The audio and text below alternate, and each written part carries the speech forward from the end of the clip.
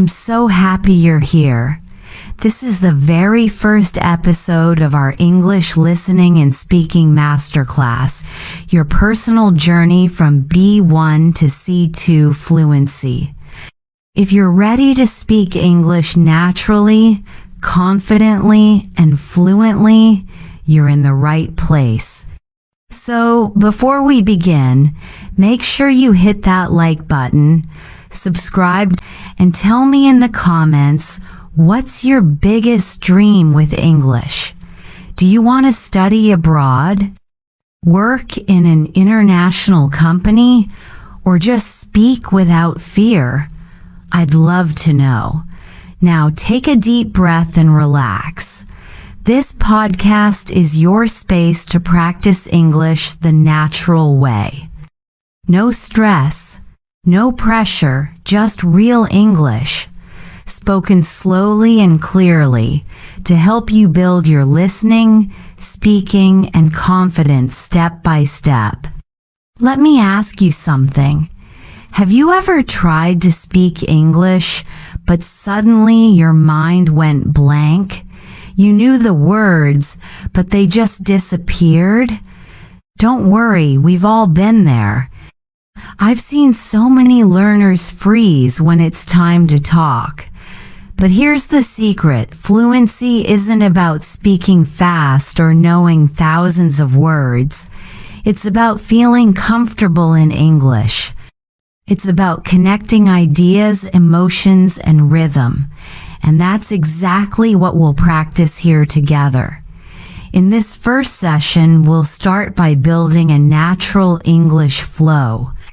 I'll share some simple but powerful phrases that native speakers use every day, and we'll practice speaking them out loud. You'll repeat after me, and you'll start to feel how English moves, how it sounds, how it breathes. Ready? Let's begin. Repeat after me. How's it going? Repeat. Not bad, thanks. How about you? Repeat. Pretty good. Just busy as always. Repeat. Perfect. That's how real English sounds in daily life. Notice how smooth and relaxed it feels. It's not robotic, it's natural, connected, human. Now, let's go deeper. Imagine you're meeting a friend after a long time. You want to sound warm and friendly. You could say, "Hey, it's been a while. How have you been?" Try saying that aloud with me. "Hey, it's been a while. How have you been?" Nice. Now, if your friend asks you the same question, you might answer, "I've been great. Just working a lot lately." Go ahead, repeat that one too. "I've been great. Just working a lot lately. You're doing amazing." The key is repetition. Your brain learns by hearing and speaking. The more you repeat, the more natural it becomes. Now, let's talk about something important: rhythm and emotion. English isn't just words, it's music. When native speakers talk, they don't pronounce every word the same way. Some words are strong, some are soft, some rise, some fall. For example, listen to this difference. If I say, "I'm fine," it sounds normal. But if I say, "I'm fine," with energy and rhythm, it feels alive. Try it with me. "I'm fine." Great. That energy is what makes your English feel real. Now let's build a short conversation together, step by step. Imagine you're at a cafe, meeting someone new. I'll play both parts so you can follow. "Hi, is this seat taken?" "No, Go ahead. Thanks. I love this place. The coffee smells amazing. Yeah, it's my favorite spot. Do you come here often? Sometimes, when I need a little break. How about you? Now it's your turn. I'll say the first line, then you answer aloud. Hi. Is this seat taken? Give your answer aloud. Thanks. I love this place. The coffee smells amazing. Your turn to react naturally. This is real-world English, simple, friendly, and alive. When you practice like this every day, your fluency starts to grow naturally. Now, let's talk about confidence. A lot of learners say, I understand English, but I can't speak it. Have you ever said that? The truth is, your brain already knows the words, it just needs practice connecting them out loud. That's why speaking practice, like what we're doing now, is so important. Here's a small daily exercise I want you to try. Every morning, look around and describe what you see in English. For example, I'm sitting at my desk. There's a cup of coffee next to me. The sun is shining through the window. It's a beautiful morning. Say it out loud. Don't just think it, speak it. Even 2 minutes a day can change your fluency. Now, let's try it together. Repeat after me slowly. I'm sitting at my desk. There's a cup of coffee next to me. The sun is shining through the window. It's a beautiful morning. Perfect. That's how you train your mouth, your ears, and your brain at the same time. Let's switch topics for a moment. I want you to think about why you're learning English. Maybe it's for your career. Maybe it's to travel. Maybe it's just because you love learning. Whatever your reason, keep it close to your heart. When you feel tired or discouraged, remember your why.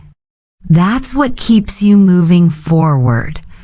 I remember one of my students, Maria from Brazil. She used to be so shy about speaking English. She would whisper her words and worry about making mistakes.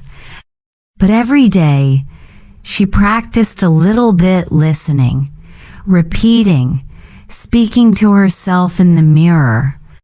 And after a few months, she told me, "Teacher, for the first time, I spoke English without thinking. That's fluency, not perfection, but flow. And you can have that too. It's already inside you. You just need to bring it out." Now, before we end part 1, let's review what we learned today. You practiced real-life greetings. You repeated natural phrases. You started to build rhythm and confidence.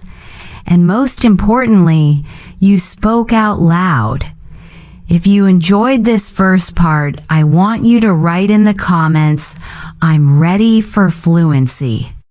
That's your promise to yourself and to me that you're starting this journey with focus and heart. I'm so glad you're here again. If you watched part 1, you've already taken the first real step toward becoming a confident English speaker. You learned how to warm up your voice, use rhythm, and sound natural in everyday situations. Now, in part 2, we're going deeper. Today, we'll focus on something that separates fluent speakers from those who just know English expressing emotions naturally. Because fluency isn't only about grammar or vocabulary, it's about connection.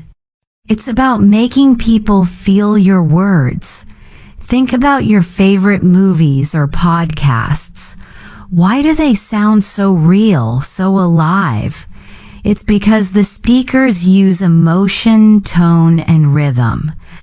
English has music in it, and once you learn to hear and feel that music, your speaking will change forever. Let's start with something simple. Imagine this situation. You meet your friend after a long day. They ask, "How are you?" But your answer depends on how you feel. Listen to these 3 examples. First, when you're happy, "I'm great. Today was amazing." Now when you're tired, "I'm okay. Just a little exhausted." And when you're upset, "Honestly, not so good. It's been a rough day." Can you hear how emotion changes your voice? Try repeating each one with me, not just the words, but the feeling behind them. "I'm great. Today was amazing." Repeat after me. "I'm okay. Just a little exhausted." Your turn. "Honestly, not so good. It's been a rough day." One more time. Beautiful. You see, English fluency comes alive when your voice matches your emotion. Now, let's practice reacting naturally. Imagine your friend says something surprising. How would you respond in English? Maybe you'd say, "No way! Are you serious? You're kidding! Wow, that's crazy! Let's do that together." Say each phrase with energy. "No way! Are you serious? You're kidding! Wow, that's crazy!" Perfect. These short reactions are what make conversations sound natural. Without them, speech can feel flat or robotic. Now, let's move to another emotional situation showing sympathy or kindness. Imagine your friend says, "I failed my exam." You wouldn't just say, "Oh." You'd say something like, "Oh no, I'm so sorry to hear that. That must be really hard. Don't worry, you'll do better next time." Repeat after me. "Oh no, I'm so sorry to hear that. That must be really hard. Don't worry, you'll do better next time." See how warm and human that sounds? That's what English fluency is, not perfect grammar, but connection. Let's take a short pause. Think about a time when someone comforted you in English, or maybe when you wished you could express care to someone but didn't have the right words. How would you say it now? I want you to try forming your own sentence. Speak it aloud, even if it's simple. That's your practice moment. All right, now let's talk about something interesting, how tone changes meaning in English. Listen carefully. If I say, "Really?" with a rising tone, it means surprise or interest. But if I say, "Really?" with a flat tone, it can mean disbelief or even sarcasm. Tone completely changes the emotion. Let's practice that together. First one, curious. "Really?" Now flat. "Really? Excellent." This kind of emotional awareness will make you sound so much more fluent. Now, let's move to a short role play. I'll play 2 voices, one curious, one friendly, and you can follow along. "Hey, guess what?" "What? I just got promoted." "No way, that's amazing." "Congratulations, thanks." "I'm so happy right now." Now, let's do it again, and this time, you play one of the parts. When I pause, jump in and say your line naturally. "Hey, guess what?" You say, "What? I just got promoted. Your turn." React naturally. "Thanks. I'm so happy right now. How did that feel?" That's real conversation practice. You're training your brain to respond, not just translate. Now, let's talk about energy. Fluent English speakers know how to control the energy of their speech, when to be loud, when to be soft, when to pause. For example, when you tell a story, you might start with energy. So, yesterday something funny happened. Then you slow down. "I was walking home, and suddenly..." Then you pause. "Guess what I saw?" That pause creates curiosity. It pulls your listener in. Fluency isn't just about speed, it's about flow. Let's practice storytelling rhythm together. Repeat this short story with me. So, yesterday something funny happened. I was walking home, and suddenly it started raining like crazy. I didn't have an umbrella, so I ran into a small cafe. And guess who was there? My old teacher. What a coincidence. Now it's your turn. Try saying it out loud, with your own rhythm and feeling. Don't rush. Feel the story. That's how you make English natural, by using your voice, your pauses, your energy. Now, before we finish this part, I want to give you a short challenge. For the next 24 hours, pay attention to how English speakers express emotions. Watch a short video, listen to a song, or even a podcast, and focus not on the words, but on how they sound. Notice their tone, rhythm, and emotion. Then, record yourself saying a few lines. You'll be amazed at how fast you improve. Fluency isn't about studying harder, it's about feeling the language. So before we wrap up, let's review. In today's session, you practiced emotional expression, natural reactions, and storytelling rhythm. You learned that tone can change meaning, and you experienced the flow of real English. If you found this lesson helpful, I'd love to hear from you. Leave a comment below and tell me which expression or emotion was your favorite today. Maybe, "No way," or "That must be hard." I want to know which ones you'll start using in your daily life. And remember, your voice matters. Every time you practice, every time you speak out loud, you're getting closer to your fluent self. You're doing great, truly. If you've made it to part 3, that means you're serious about improving your fluency, and I'm proud of you for that. In the last part, we practiced expressing emotions naturally, learning how tone, rhythm, and pauses make your speech sound alive. Today, we're going to work on something incredibly powerful, something that can completely transform the way you speak English. Today's topic is how to think in English. Have you ever noticed that when you try to speak English, your brain wants to translate from your native language first? You think of the idea in your language, then you try to turn it into English, and by the time you're ready to speak, the moment has already passed. That's okay. Everyone starts there. But to reach real fluency B2, C1, even C2 level, you must train your mind to think in English directly, and that's what we'll do today. Let's start simple. Imagine you wake up in the morning. What's the first thing you do?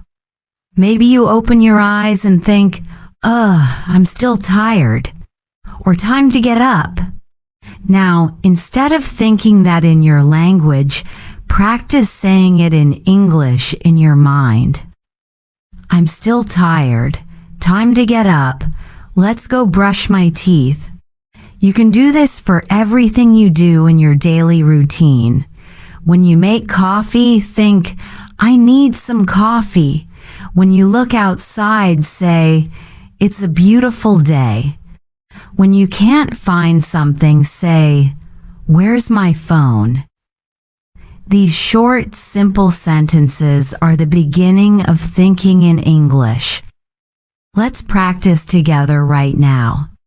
I'll describe a short morning routine, and you'll repeat each line with me, thinking in English the whole time. Good morning. Time to get up. I'm so sleepy, I need some water. Let's open the window. Oh, it's cold today. I should make some coffee. Good. Now, try saying the whole sequence again on your own. Imagine the scene in your head. Don't translate, just feel it. That's how you train your brain to switch from your language to English automatically. Here's a helpful tip. Thinking in English doesn't mean thinking in long, complicated sentences. It means creating short thoughts, quick reactions in English.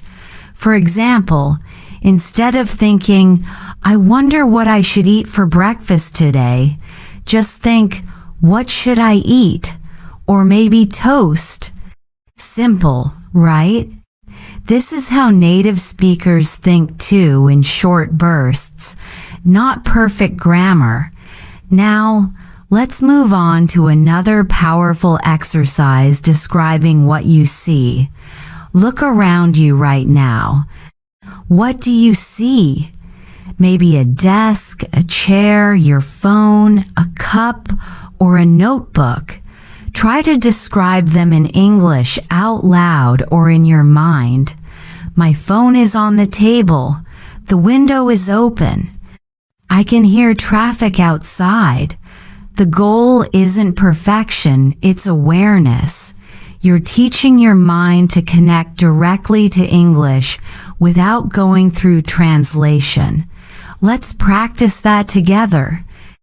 I'll say a few sentences, and you'll imagine them clearly in your mind. The coffee smells good. The clock is ticking. I'm sitting on a comfortable chair. The sunlight feels warm. Now try creating your own sentence about what's around you. Go ahead, say it aloud. Don't worry if it's not perfect. The moment you speak it, you're already thinking in English. Now, let's talk about how to respond faster in conversations. Many learners pause too long because they're trying to find the perfect sentence. But fluent speakers focus on flow, not perfection. Here's the trick. When someone asks you a question, respond immediately, even if your sentence is simple. For example, how was your weekend? You could say, it was nice. Or, I went out with friends. If you can't remember a word, use another one. For example, if you forget the word delicious, say really good. If you forget disappointed, say sad. This is how fluent speakers keep the conversation going. They don't stop for every small mistake. Let's practice quick responses together. I'll ask and you answer right away. How are you today? Your answer, say it naturally. What did you do yesterday? Your answer, even a short one. One haven't everyone friends did. What's your favorite food? Answer out loud. Do you like studying English? Of course you do, but say it out loud. See? That's how your brain starts reacting in English. Now let's talk about another tool, shadowing. This is one of the best ways to think in English faster. Shadowing means you listen to a sentence and immediately repeat it almost at the same time. It helps your brain and mouth move together in English rhythm. Let's do a mini shadowing exercise. I'll say a short phrase, then you repeat it right after me. Ready? English is part of my daily life. I can express myself clearly. I don't need to translate anymore. I feel confident speaking English. Repeat these a few times. The goal is not to memorize, but to let English flow through your mind. Now, I want to share something personal with you. When I first started learning English years ago, I used to think in Vietnamese first and then translate. It was slow, tiring, and frustrating. But once I began thinking in English, describing what I saw, repeating short thoughts, shadowing native speakers, my fluency changed completely. So remember, your brain learns what you feed it. The more English you think, the faster your progress. Before we finish today's part, here's your practice challenge. For the next 24 hours, choose one daily activity, maybe your morning routine, your commute, or cooking dinner, and describe everything you do in English, out loud if possible, or silently in your head. Say things like, I'm chopping vegetables, I'm washing my hands, I'm sitting down to eat. It might feel strange at first, but if you do it daily, you'll stop translating. You'll start living in English. Now, take a deep breath. You've learned a lot today: how to think in English, how to react naturally, and how to describe your world. If this session helped you, I'd love to know what's one phrase or tip you're going to try today. Leave it in the comments. I'm so proud of you for making it to part 4 of this masterclass. You've already built a strong foundation. You've practiced thinking in English, reacting naturally, and describing your world using short, simple sentences. That's incredible progress. But today, we're going to take another big step forward. Today's focus is speaking with confidence and clarity. Now, let me ask you something. Have you ever spoken English and felt that people didn't fully understand you even though your words were correct? Maybe your pronunciation was fine, your grammar was okay, but somehow your speech didn't sound natural or clear. Don't worry, that's very common. The truth is, fluency isn't just about words or grammar. It's also about how you say things, your tone, your rhythm, your pauses, and your confidence. Think about this. When native speakers talk, they don't speak word by word. Their sentences rise and fall like music. That rhythm, that melody helps listeners follow the meaning and emotion behind the words. So today, we'll train your voice to sound clear, natural, and confident like a real English speaker. Let's begin with a small warm-up. Take a deep breath in and out. Now, relax your shoulders, open your mouth slightly, and let's repeat a few simple sentences together. I can speak clearly. My voice is strong and calm. I feel confident when I speak English. Say it again, but slower. I can speak clearly. My voice is strong and calm. I feel confident when I speak English. Good. Do you notice how you sound more relaxed already? Speaking fluently is not about rushing. It's about balance, speed, rhythm, and control. Now, let's talk about intonation, the rise and fall of your voice. Imagine you're asking a question. Do you like coffee? Your voice rises at the end. Try it. Do you like coffee? Now, make a statement. I like coffee.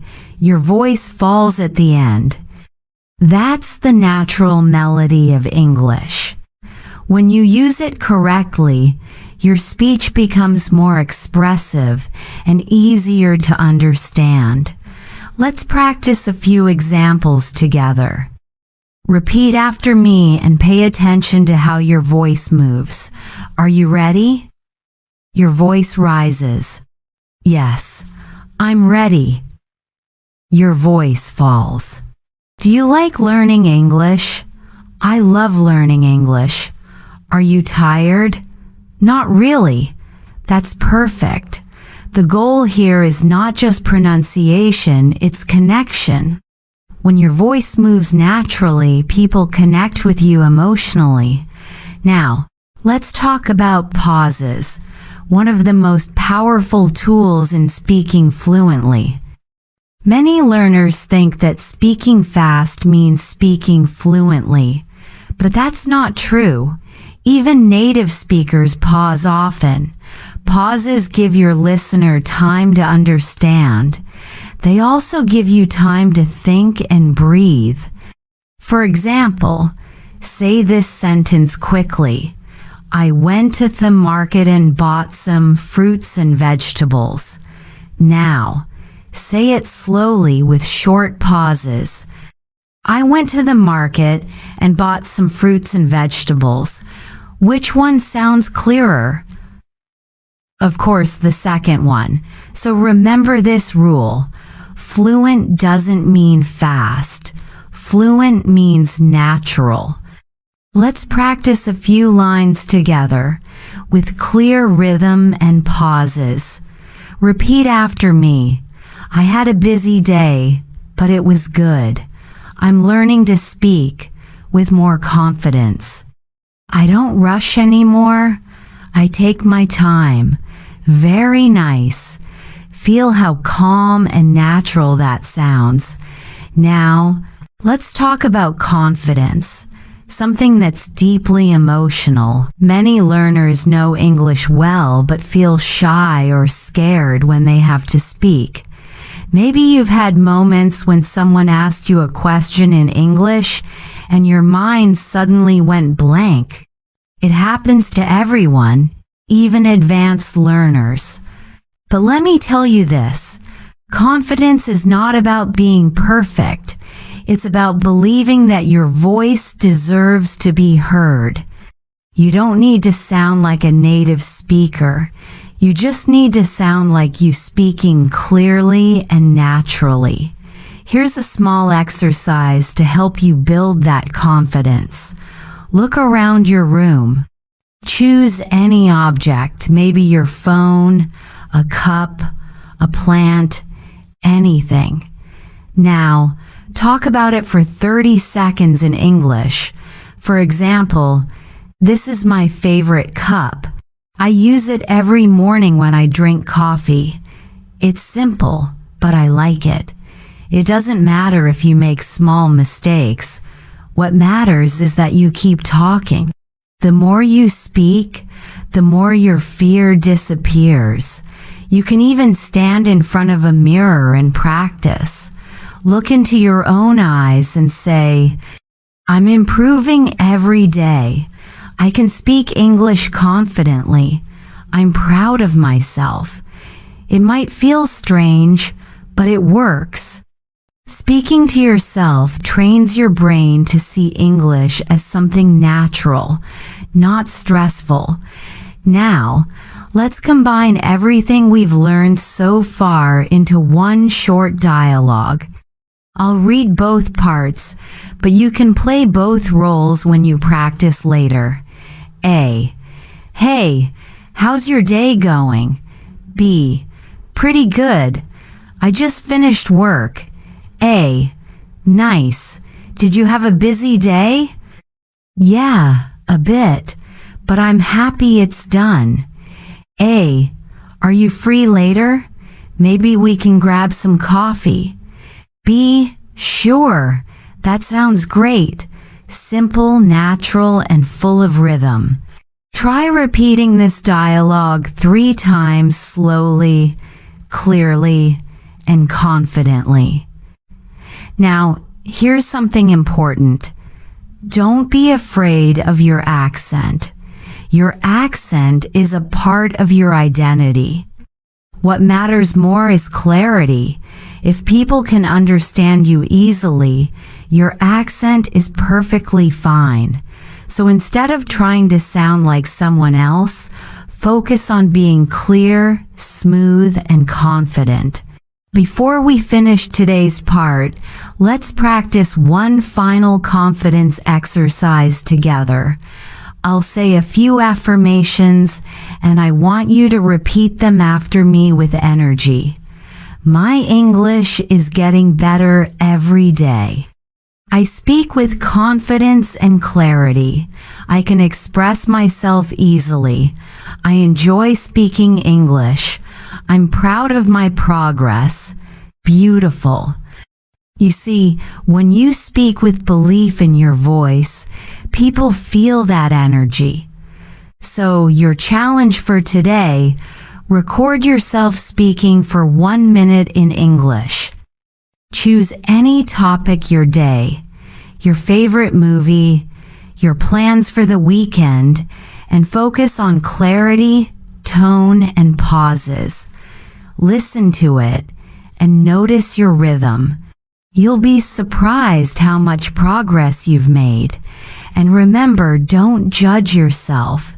Every time you speak, you're growing. Now, I'd love to hear from you in the comments. Tell me, what's one thing that makes you nervous about speaking English? And how do you plan to overcome it? I'd love to read your thoughts. I'm so happy to see you here again. You've already come such a long way in your English journey. You're not just learning words anymore. You're learning how to speak like yourself in English, with confidence, clarity, and emotion. In the last part, we focused on your tone, rhythm, and pauses, all the small details that make your speech sound natural. But today, we're taking it one step further. Today's focus is real-life conversations, how to sound fluent and confident when you speak with people in real situations. Let's start with something simple. Imagine you're meeting someone new. How do you usually start a conversation? Most people just say, "Hi, how are you?" But native speakers often use many other natural ways to say hello or start small talk. Let's practice a few together. I'll say them slowly. Repeat after me. Hey, how's it going? What's up? Good to see you. How have you been? Long time no see. You see, these sound warm and natural. You don't have to sound robotic. You can smile, relax, and let your tone show your personality. Now let's add some natural responses. When someone says, "Hey, how's it going?" you can say, "It's going great, thanks." "Not bad, how about you?" "Pretty good, just busy these days." Try repeating those. Feel the rhythm, feel the flow. Speaking fluently is not about memorizing long sentences. It's about mastering short, powerful expressions that keep the conversation going. Let's imagine a short dialogue together. Repeat it with me, line by line. A. Hey, what's up? B. Not much. Just relaxing. How about you? A. Same here. I had a long day at work. B. Oh, really? What happened? A. Just a lot of meetings. I'm happy it's finally over.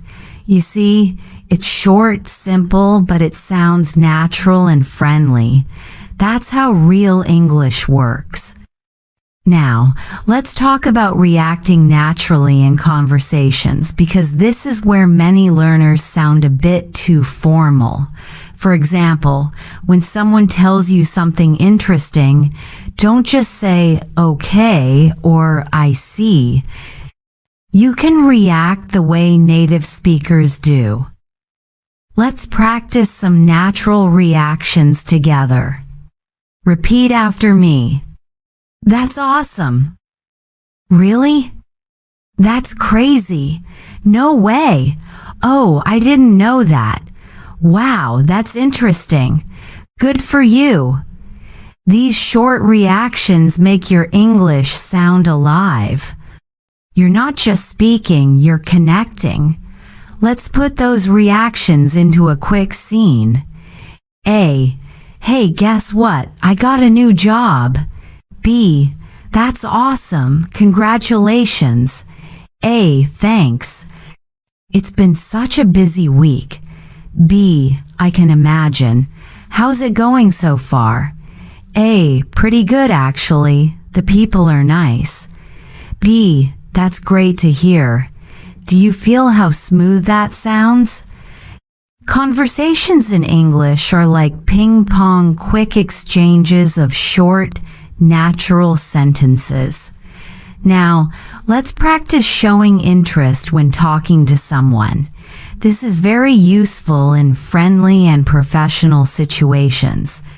For example, if someone says, I started a new project, you can say, oh, really? What kind of project? Or if they say, I went to Japan last month, you can say, wow, that's amazing.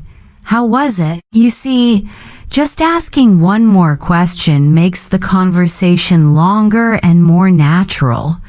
Let's practice a few examples. Repeat after me slowly. Oh, really? Tell me more about it. That sounds fun. How did it go? Wow, that's cool. What was your favorite part? Excellent. These little phrases help you sound curious and engaged like a native speaker. Now let's move to another common situation talking about your day. This is something you'll use all the time in real life. Let's practice some natural ways to describe your day. I had a pretty good day. It was busy, but not too bad. I didn't do much today. Just stayed home. I had a lot of work to do, but I finished everything. It was one of those days, a bit stressful. These are the kinds of sentences native speakers use every day. They're short, casual, and easy to remember. Let's do a short practice conversation. Repeat it with me. A. Hey, how was your day? B. Not too bad. I had a lot of meetings, but it went okay. A.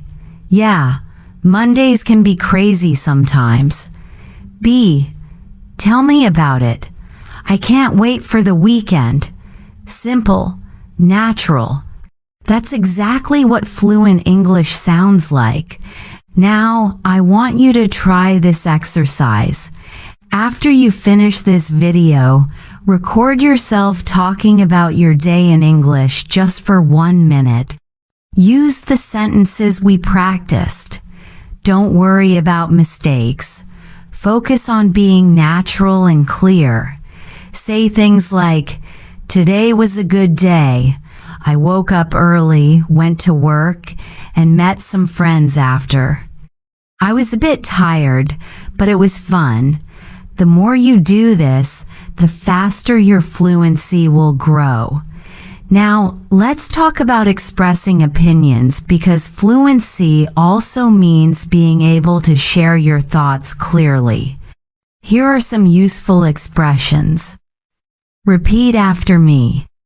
I think, in my opinion, to be honest, if you ask me, I feel like, for example, I think learning English every day is the best way to improve. Or, to be honest, I prefer studying in the morning.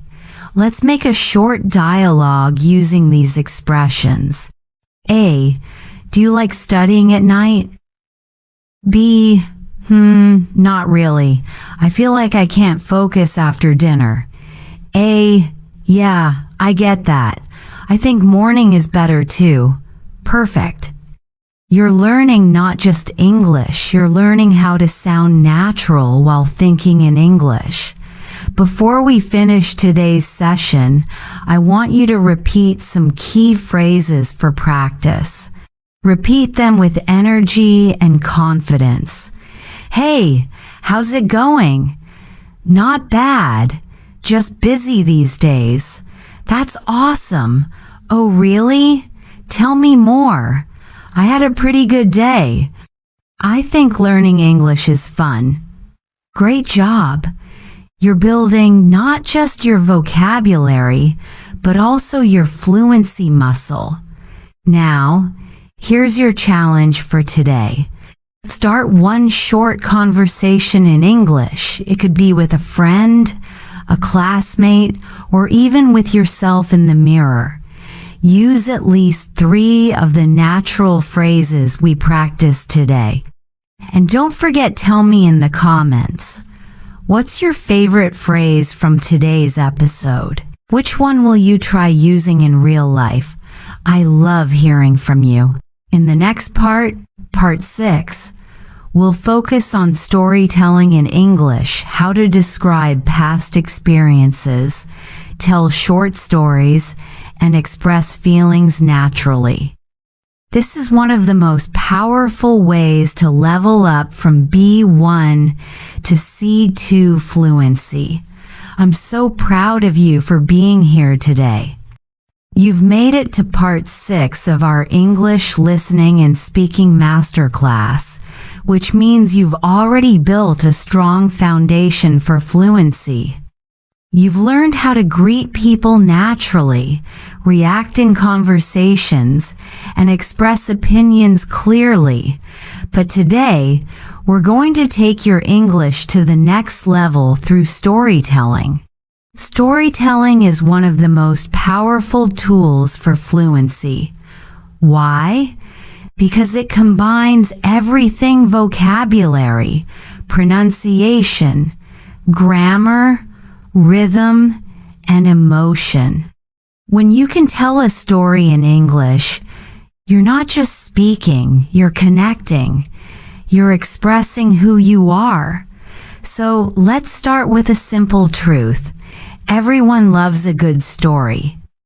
Whether you're talking about your weekend, your job, or a funny thing that happened yesterday, stories make your English sound real and alive.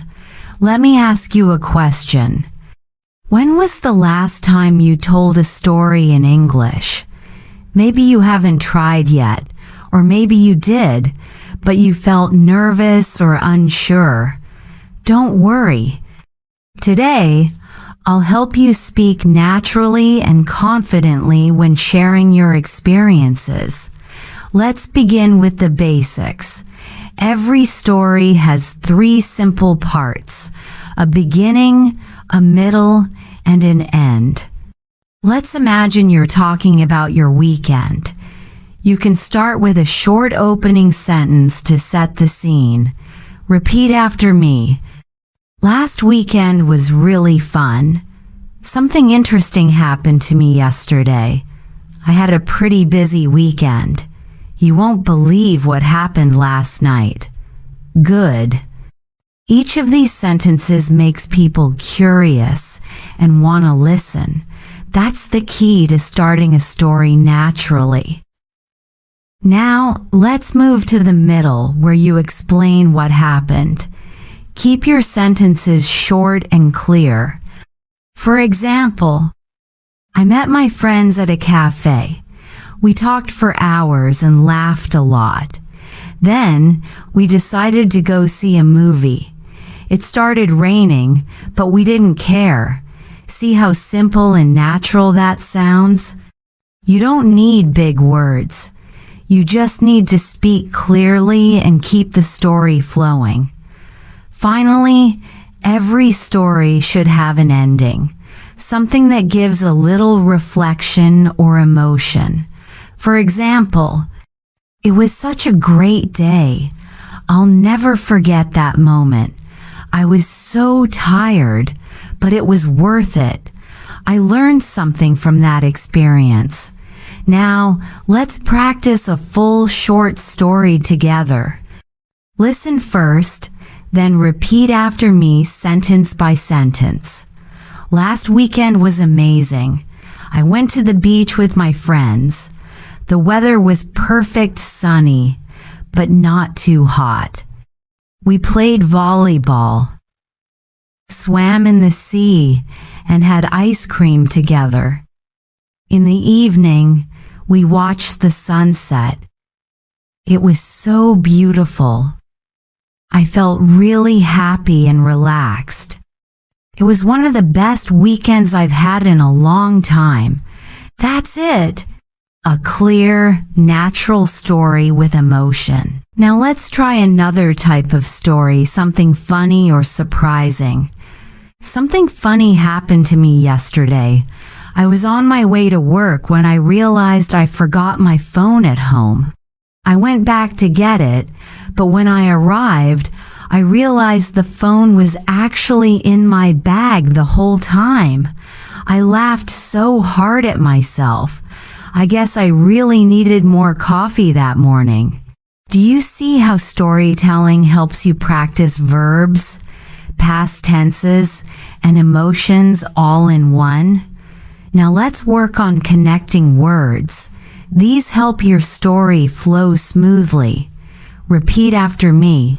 First, then, after that, finally, in the end, but suddenly, luckily, unfortunately.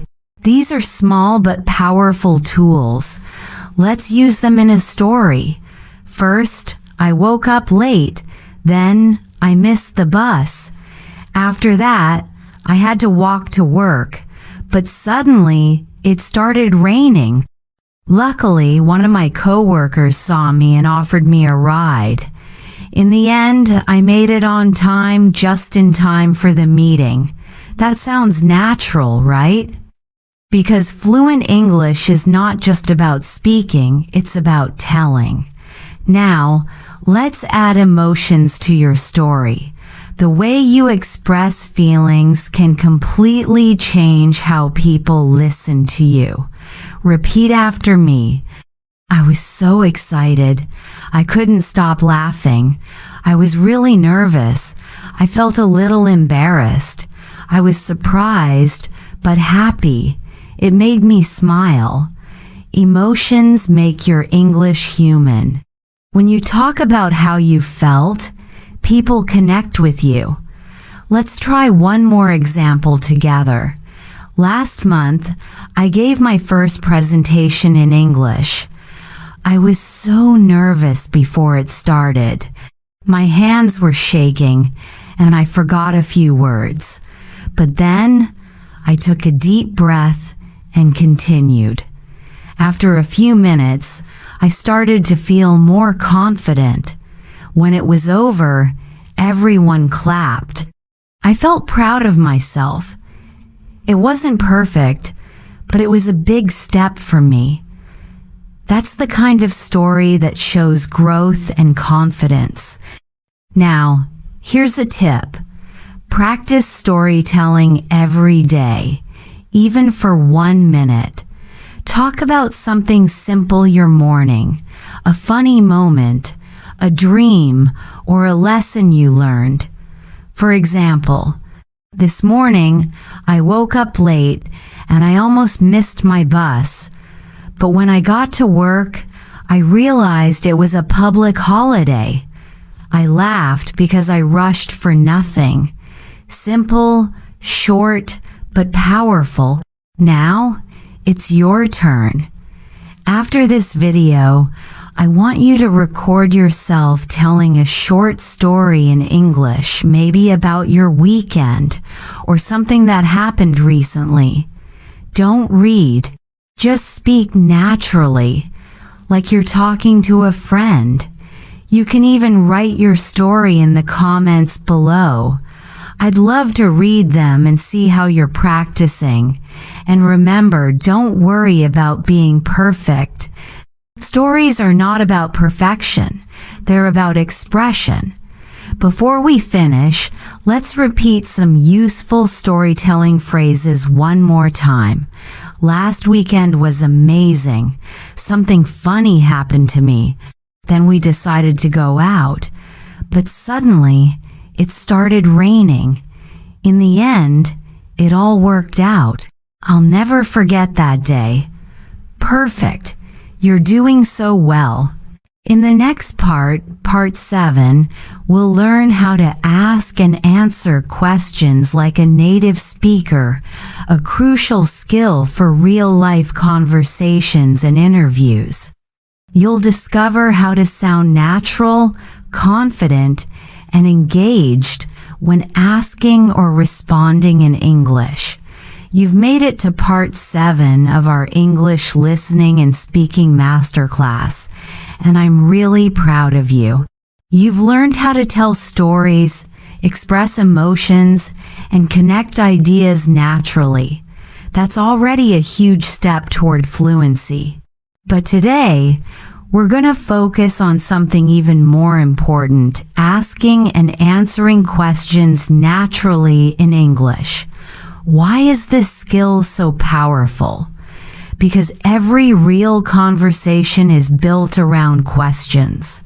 Questions keep a conversation alive. They help you show interest, understand others, and connect with people emotionally. So, let's start with something simple. When someone asks you a question in English, how do you usually respond? Do you give short answers like yes or no, or do you try to say more? Fluent English speakers almost never stop at yes or no. They add details, emotions, or reactions.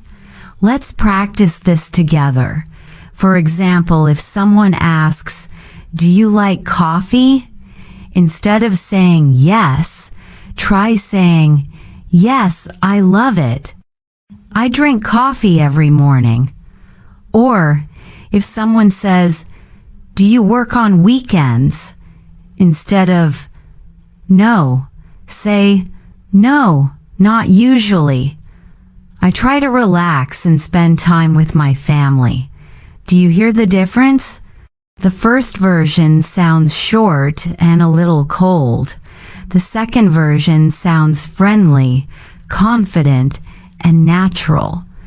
Now, repeat these after me. Yes, I love it. I drink coffee every morning.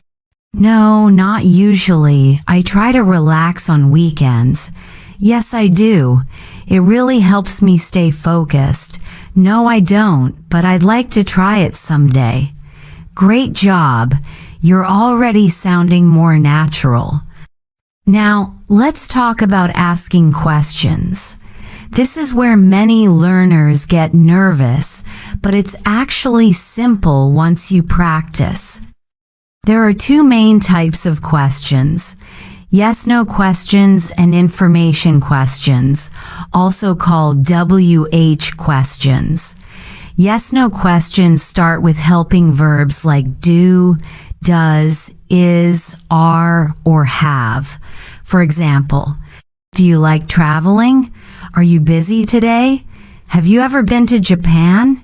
Information questions start with what, where, when, why, who, or how.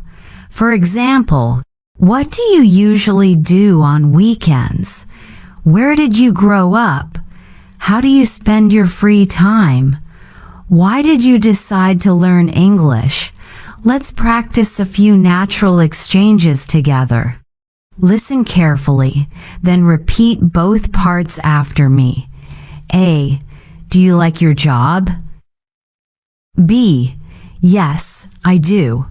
It can be stressful sometimes, but I really enjoy helping people. A. What do you usually do after work? B. I usually go for a walk or watch something on Netflix to relax. A. Have you ever tried sushi? B. Yes, I have. I tried it for the first time last year, and I loved it. A. Where do you usually study English? B. I usually study at home, but sometimes I go to a cafe for a change of atmosphere. Beautiful. You're not just answering, you're connecting. Now, let's talk about tone and rhythm, because this makes a huge difference in how natural you sound. When you ask a yes/no question, your tone usually goes up at the end. For example, do you like music? Rising tone. Are you from Vietnam? Rising tone. But when you ask an information question, your tone usually goes down at the end. What kind of music do you like? Falling tone. Where are you from?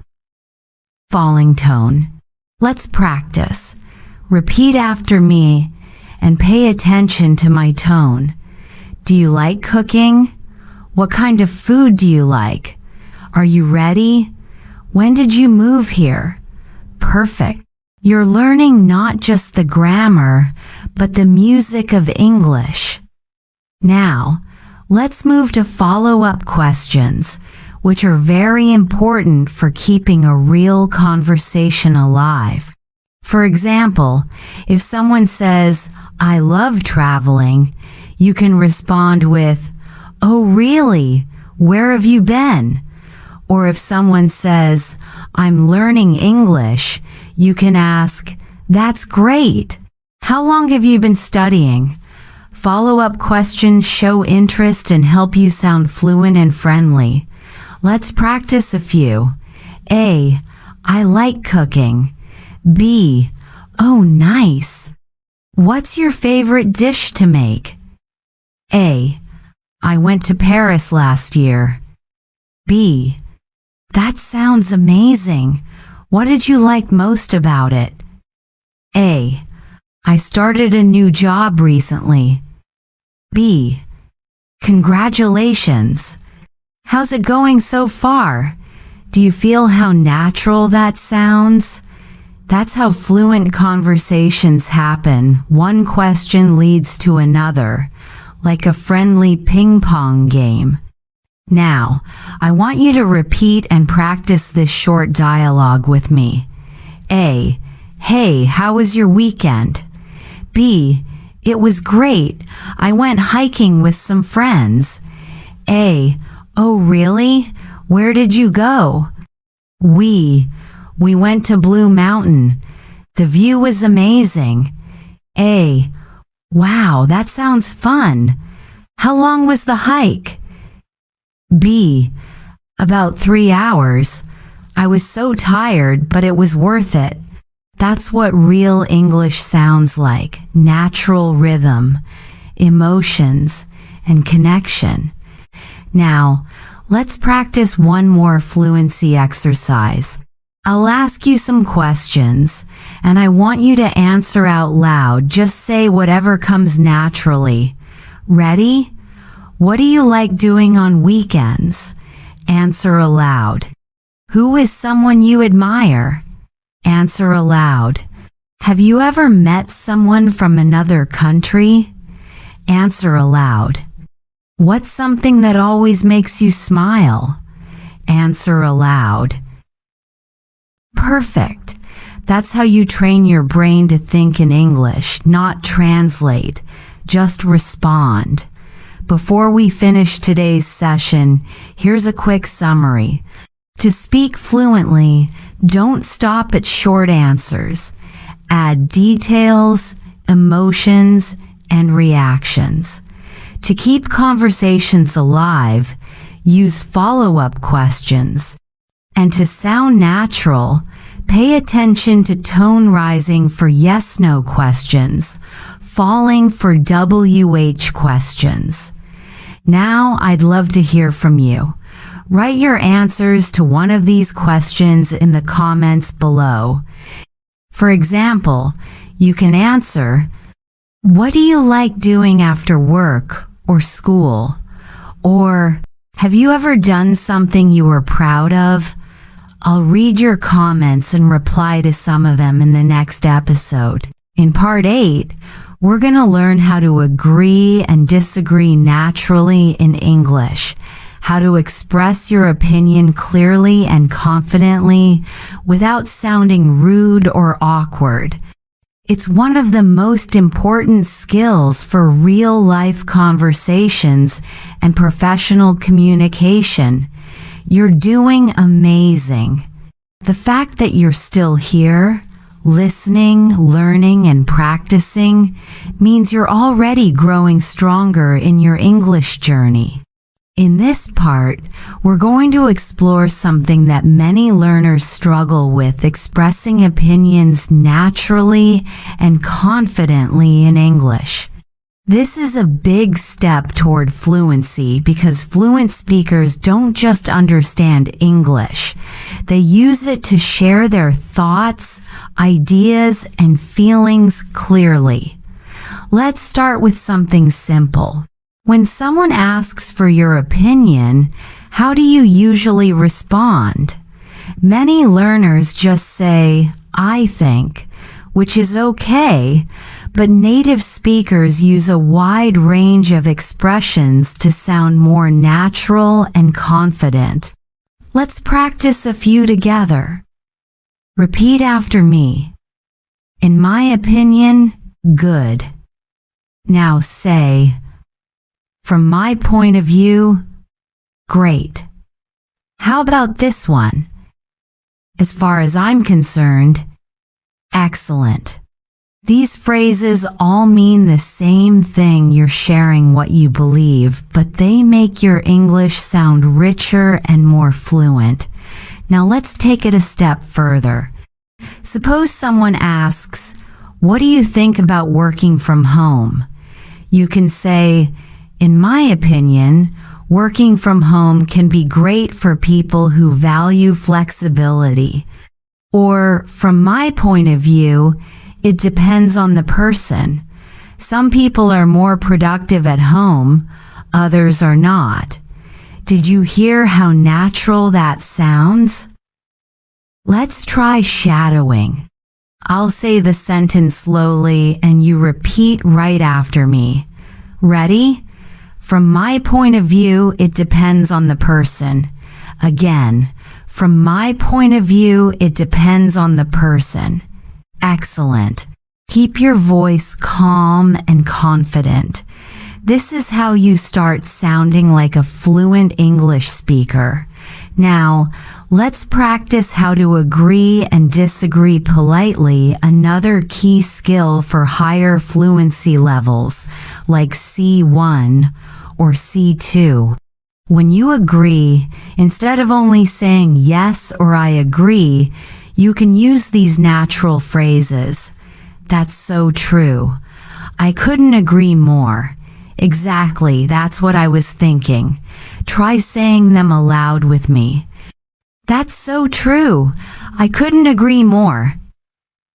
Exactly, that's what I was thinking. Nicely done. But what if you disagree? Many learners feel nervous about disagreeing in English because they don't want to sound rude, but there are polite and natural ways to do it. You can say, "I see your point, but I'm not sure I agree." Or that's interesting, but I have a slightly different opinion. Or I understand what you mean, but I think there's another side to it. These sentences show respect and confidence at the same time. Let's shadow one together. I see your point, but I'm not sure I agree. Good. One more time, with feeling. I see your point, but I'm not sure I agree. Excellent. Now, let's make this real. Imagine you're having a friendly chat with a colleague about learning English online. Your colleague says, "I think learning English on YouTube isn't effective." How would you respond? You could say, "That's interesting, but I think it depends on the learner."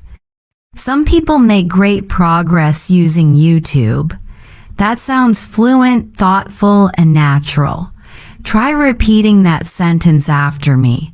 That's interesting, but I think it depends on the learner. Some people make great progress using YouTube. Perfect. You're sounding great. At this level of fluency practice, we also need to focus on the tone of your voice. Fluency isn't just about the words, it's also about how you say them. When you agree, use a warm and enthusiastic tone. When you disagree, keep your tone soft and polite. English communication is about connection, not perfection. Remember that. Let's talk about a few more useful fluency phrases that help your speech sound more advanced. For example, to be honest, actually, the way I see it, if you ask me, these are called discourse markers, little phrases that help your sentences flow naturally in conversation. Native speakers use them all the time. Let's practice. Repeat after me. To be honest, I didn't expect that. Actually, I think it's a great idea. The way I see it, we all learn differently. If you ask me, practice is the key to fluency. Wonderful. Now, let's combine everything we've learned so far into a short, natural dialogue. Listen carefully and repeat when I pause. Person A, I think learning English grammar is boring. Person B, really? That's interesting, but I think grammar can be fun if you learn it through stories or real-life examples. Person A, I see your point. Maybe I just haven't found the right method yet. Person B, exactly. The way I see it, when learning feels real, it becomes easier to remember. Now it's your turn. Replay that dialogue, pause after each line, and shadow both speakers. Practice until it feels natural and smooth. Let's take a short reflection moment. How confident do you feel expressing your opinions in English? Do you sometimes hesitate because you don't know what to say next? That's normal. Many learners feel this way at the B1 level. But the key is practice listening, repeating, and using these expressions in your real life. When you speak with your friends, coworkers, or even to yourself in the mirror, try using one of today's phrases. Before we wrap up, I want to share something important. Going from B1 to C2 isn't about memorizing hundreds of grammar rules. It's about building rhythm, emotion, and clarity in your speech. The more you use English to express your ideas, the more natural you become. So don't wait for the perfect moment. Just start speaking. Even if you make mistakes, mistakes are part of the journey. Every fluent speaker you admire once made the same mistakes you're making now. All right, let's review what we practiced today. How to express opinions, how to agree and disagree politely, and how to use natural linking phrases that make your English sound smooth. These are key ingredients of real fluency. I want you to leave a comment below this video. Tell me, what's one opinion you recently shared in English? Maybe you told someone what you think about movies, travel, or learning English itself. I'd love to hear it. And if you found today's practice helpful, don't forget to like this video and subscribe for more daily fluency practice. In the next part, we're going to take this one step further. We'll learn how to tell stories and share personal experiences in English, just like native speakers do. You'll discover how to keep people interested in what you're saying and how to use your voice to express feelings naturally. So take a deep breath, smile, and be proud of yourself. You're doing incredible work. Keep listening, keep repeating, and keep believing in your progress. And I'll see you in part 9, where your English story begins to truly come alive. You've made it to part 9 of this masterclass, and that means your English is getting stronger, smoother, and more natural every day. Today, we're diving into one of the most powerful ways to improve fluency storytelling. If you want to sound confident, fluent, and engaging in English, you need to learn how to tell stories. Why?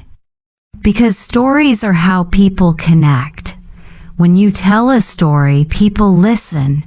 They remember you. They feel something. And the best part is, storytelling helps you practice vocabulary, grammar, and pronunciation all at once in a natural, emotional way. So let's begin. Imagine someone asks you, "How was your weekend?" How would you answer? Most learners just say, "It was good," or "It was okay." But a fluent speaker goes further. They give details, emotions, and reactions. For example, "It was great. I went to the beach with my friends and we watched the sunset. It was so relaxing." See the difference? It's not just an answer, it's a little story. Let's shadow that together. Repeat after me. "It was great. I went to the beach with my friends and we watched the sunset. It was so relaxing." Good. Once more. "It was great. I went to the beach with my friends and we watched the sunset. It was so relaxing." Now you're practicing storytelling. Simple but effective. Let's break it down. Every story has 3 parts: the beginning, the middle, and the end. Even short stories and conversation follow this structure. For example, beginning, what happened or when it happened; middle, what you did or how you felt; end, what the result was or what you learned. Let's practice together with a simple story. Beginning. Last weekend, I went to a new cafe near my house. Middle. The coffee was amazing, but I accidentally spilled it on my shirt. End. It was embarrassing, but the waiter was so kind and gave me another one for free. That's a complete story in 3 sentences, easy, natural, and emotional. Let's shadow it slowly together. Last weekend, I went to a new cafe near my house. The coffee was amazing, but I accidentally spilled it on my shirt. It was embarrassing, but the waiter was so kind and gave me another one for free. Good. Notice how each sentence adds something new: action, emotion, and a little humor. This makes your story interesting and memorable. Now, I want you to think of a real story from your life, something small and real. Maybe a funny thing that happened at school, at work, or while traveling. Take a moment to picture it. Can you describe it in 3 sentences like this? You can pause this podcast and try it right now. This kind of practice is powerful. When you tell short personal stories, you start using English naturally, not just memorizing, but living the language. Let's learn some useful storytelling phrases that make your English sound more advanced. Repeat after me. You won't believe what happened. It all started when, at first, I thought, but then something unexpected happened. In the end, these expressions are perfect for making your stories flow smoothly. Let's use them in a short story. You won't believe what happened last night. It all started when I got a call from my best friend. At first, I thought she just wanted to chat, but then she told me she had a surprise for me. In the end, she showed up at my door with cake and balloons for my birthday. I was so touched. Now you try shadowing it. Ready? Let's go line by line. You won't believe what happened last night. It all started when I got a call from my best friend. At first, I thought she just wanted to chat, but then she told me she had a surprise for me. In the end, she showed up at my door with cake and balloons for my birthday. I was so touched. Well done. That's real fluency, emotion, rhythm, and connection. When you tell stories, remember to use your voice naturally. Change your tone to show excitement, surprise, or sadness. English isn't just about words, it's about feelings. When your voice moves, your listener feels engaged. Here's a tip. Record yourself telling a short story in English, then listen to it again. Do you sound flat or expressive? Are your sentences connected smoothly? This kind of practice builds awareness and helps you sound more confident each time. Let's talk about using time expressions in storytelling. These are small but powerful tools to make your stories clearer. Phrases like, last week, a few days ago, when I was a child, after that, finally. These connect your ideas and guide the listener through time.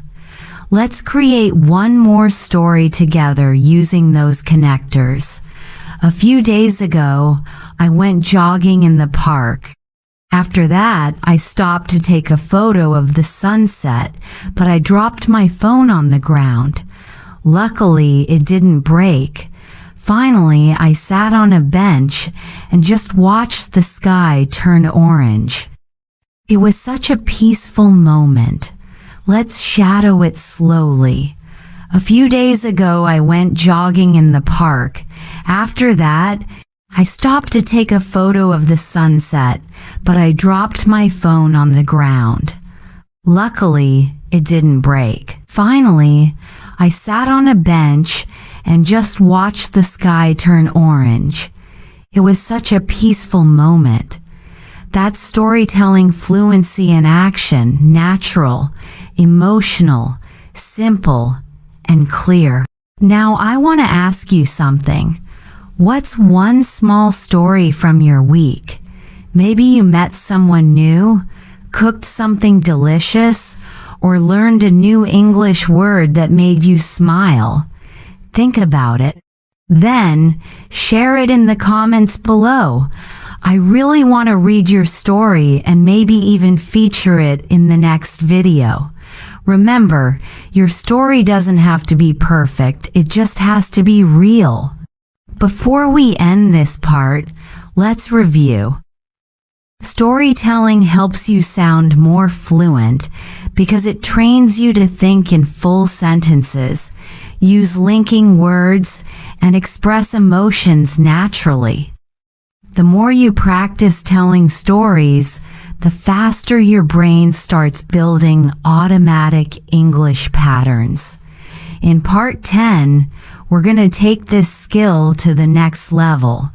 We'll talk about emotional fluency, how to express your feelings, show empathy, and make your English sound alive. You'll learn how to sound natural in conversations about happiness, sadness, anger, or excitement, the kind of language real people use every day. You've made it all the way to part 10 of our Fluency Masterclass, and that means your English is growing stronger, smoother, and more expressive than ever before. I'm so proud of you for staying committed. Today, we're going to talk about something that separates good speakers from truly fluent speakers: emotional fluency. Emotional fluency means being able to express how you feel clearly, naturally, and confidently. It's not just about grammar or vocabulary. It's about connecting with people, showing empathy, and making your words come alive with emotion. English isn't just a language you speak. It's a language you feel. Let me ask you this. When was the last time you told someone how you really felt in English? Maybe you said, "I'm happy," or "I'm sad," or "I'm tired." These are okay, but they don't show much emotion. What if we could make them sound richer, more expressive, more human? That's what we're going to learn today. Let's start with happiness. Instead of saying, "I'm happy," you can say, "I'm over the moon," or "I'm thrilled." Repeat after me. I'm over the moon. I'm thrilled. Good. You can also say, "I couldn't stop smiling," or "It made my day." For example, when I got the job offer, I was over the moon. When my friends surprised me, it made my day. Let's shadow those together slowly. When I got the job offer, I was over the moon. When my friends surprised me, it made my day. Now let's move to sadness. Instead of just saying, "I'm sad," try "I feel down," or "I'm heartbroken." You can also say, "It really hurts," or "I'm struggling to stay positive." For example, when my pet got sick, I felt really down. After the breakup, I was heartbroken. Let's shadow. When my pet got sick, I felt really down. After the breakup, I was heartbroken. You can feel the difference, right? It sounds more natural, more emotional, more real. Next, let's talk about anger. Many learners only know the word angry, but native speakers use many emotional phrases. For example, "I'm so frustrated, I'm fed up with it," that really gets on my nerves, or "I can't stand it." These are everyday expressions for showing irritation or anger without sounding rude. Let's shadow a few. I'm so frustrated. I'm fed up with it. That really gets on my nerves. I can't stand it. You can say, I'm so frustrated when people interrupt me, or it really gets on my nerves when my Wi-Fi stops working. Now let's practice surprise, one of the most fun emotions to express. Instead of saying, I'm surprised, you can say, I couldn't believe it.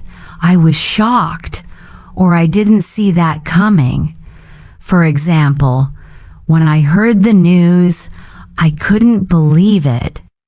Her reaction totally surprised me.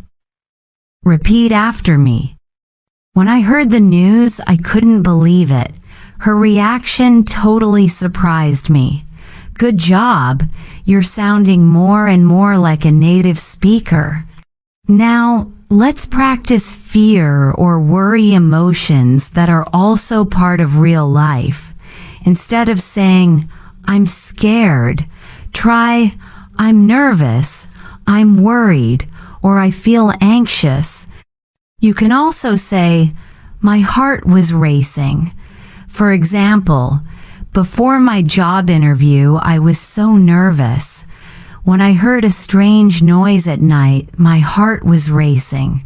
Shadow these with me. Before my job interview, I was so nervous. When I heard a strange noise at night, my heart was racing. Excellent.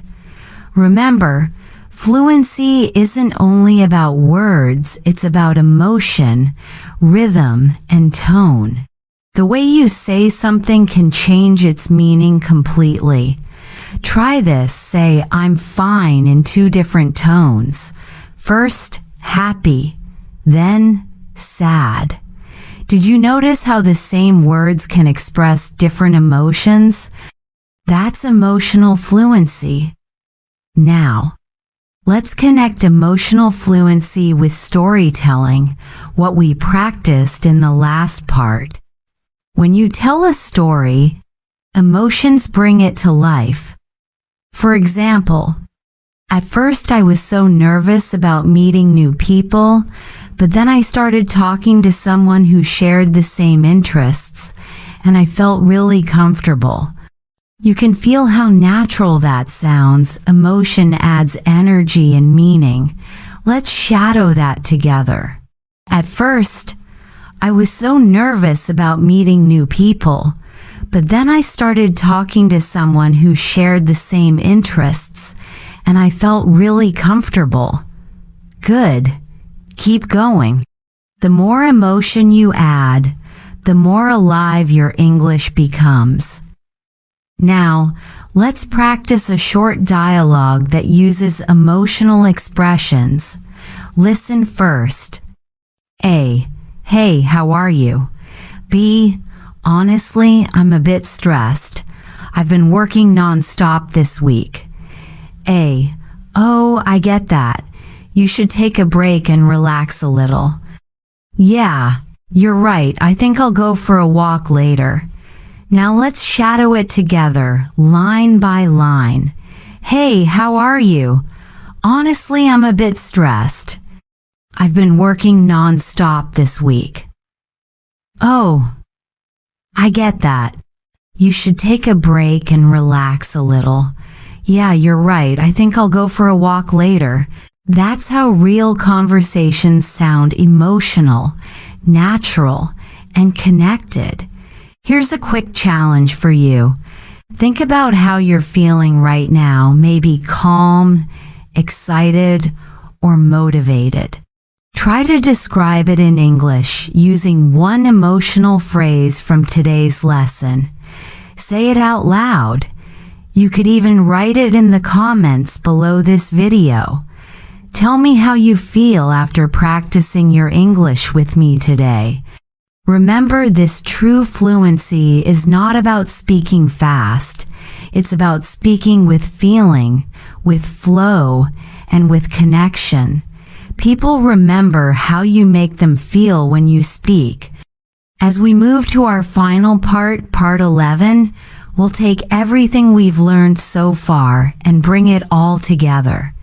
We'll talk about mastering real-life fluency, how to sound confident in any situation, from casual chats to serious discussions, and how to keep improving even after this masterclass ends.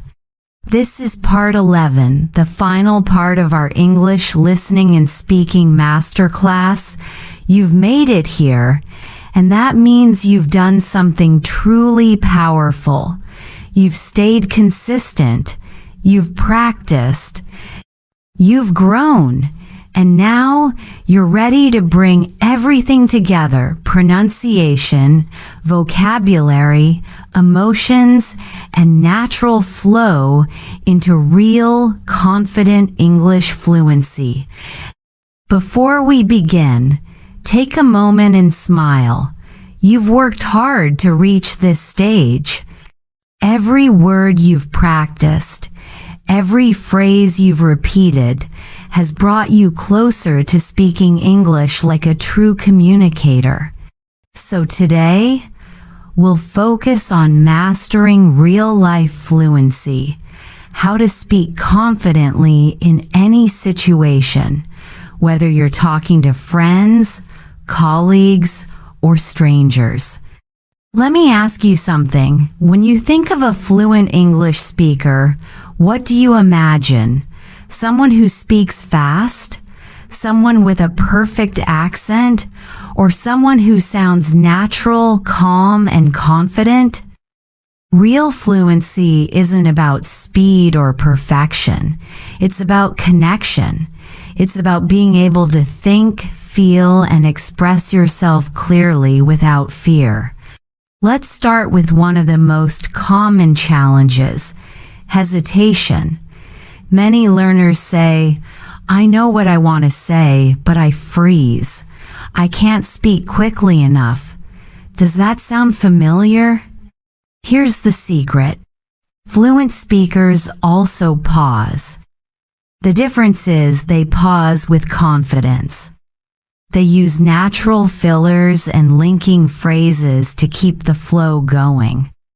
Instead of going completely silent, use short expressions like, "Let me think.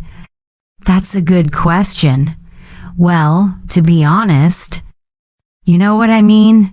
These phrases give your brain time to think while still sounding fluent. Let's practice a short example together. Question: what do you like to do on weekends? Response: well, to be honest, it depends. Sometimes I like staying home and reading, but other times I just want to go out with my friends. Now shadow it with me. Well, to be honest, it depends. Sometimes I like staying home and reading, but other times I just want to go out with my friends. Do you feel that flow? That's what natural conversation sounds like. Next, let's talk about confidence.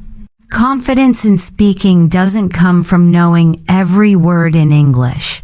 It comes from using the words you already know naturally and fearlessly. Think of English as a friend, not a test.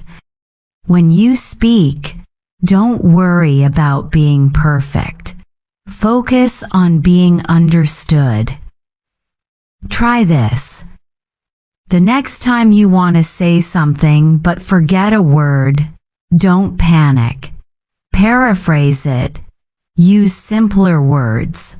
For example, instead of saying "I'm exhausted," say "I'm really tired." Instead of saying "I'm fascinated by astronomy," you can say "I really like studying the stars." The meaning stays clear, and you keep the conversation flowing. Let's practice this skill right now. I'll give you a phrase, and you think of a simpler way to say it. Ready? Phrase 1. I'm absolutely delighted. How can you say it more simply? Maybe I'm really happy. Phrase 2, I'm a bit disappointed. You could say, I'm a little sad. Perfect. See? Fluency is about flexibility, not fancy vocabulary. Now, let's focus on tone, the emotion behind your words. A fluent speaker adjusts their tone naturally, depending on the situation. Imagine saying, nice to meet you, to a new friend, versus saying it in a job interview. The words are the same, but your tone changes. That's the power of emotional awareness in English. Let's practice together. Say this phrase in a friendly tone. It's great to see you again. Now say it in a calm, professional tone. It's great to see you again. Feel the difference? Both are correct, but the energy changes. Tone is how you make your English sound alive and real. Now let's talk about listening, because speaking well starts with listening well. To reach C2 level fluency, you must train your ears. Listen not just for words, but for rhythm, tone, and flow. When you listen to native speakers in movies, podcasts, or conversations, don't try to understand every single word. Instead, listen for patterns. Notice how they connect ideas. Notice how they breathe, how they emphasize key words. Here's a small tip. Shadow short clips every day. Even 1 minute of shadowing can transform your speaking rhythm. You've been shadowing with me throughout this masterclass, and that habit alone can move you from B1 to B2, from B2 to C1, and beyond. Now let's bring everything together in one final conversation practice. I'll say the lines first, then you shadow them with me. A, hey, how's it going? B, pretty good, thanks. Just been really busy with work lately. A, I know the feeling. Sometimes it's hard to find time for yourself. B, exactly. I'm trying to balance everything, but it's not easy. A, you're doing great. Don't forget to rest. Okay? B, thanks, I'll try. Now let's do it together, smoothly and naturally. Hey, how's it going? Pretty good, thanks. Just been really busy with work lately. I know the feeling. Sometimes it's hard to find time for yourself. Exactly. I'm trying to balance everything, but it's not easy. You're doing great. Don't forget to rest, okay? Thanks, I'll try. That's everyday English. It's not about complex words. It's about rhythm, connection, and confidence. Before we close, I want you to remember this. Fluency is not a destination. It's a continuous journey. Every conversation you have, every video you watch, every sentence you speak, it all counts. You are already becoming fluent, step by step, word by word. Now I want to hear from you. In the comments below, tell me what's one thing you've learned from this masterclass that changed the way you speak English. Or maybe share your favorite phrase from any of the lessons. I read every comment, and I love hearing your stories. And if you found this series helpful, don't forget to like this video, subscribe, and share this podcast with your friends who are also learning English. You can practice together. That's one of the best ways to grow faster. Remember, you don't need to be perfect to be fluent. You just need to be brave enough to speak. Keep practicing, keep shadowing, and keep listening with your heart. And it has been such a joy to guide you through this journey from B1 to C2, from hesitant to confident, from learning English to living English. Stay consistent, stay motivated, and I'll see you in the next series where we'll continue building your natural fluency, one real conversation at a time.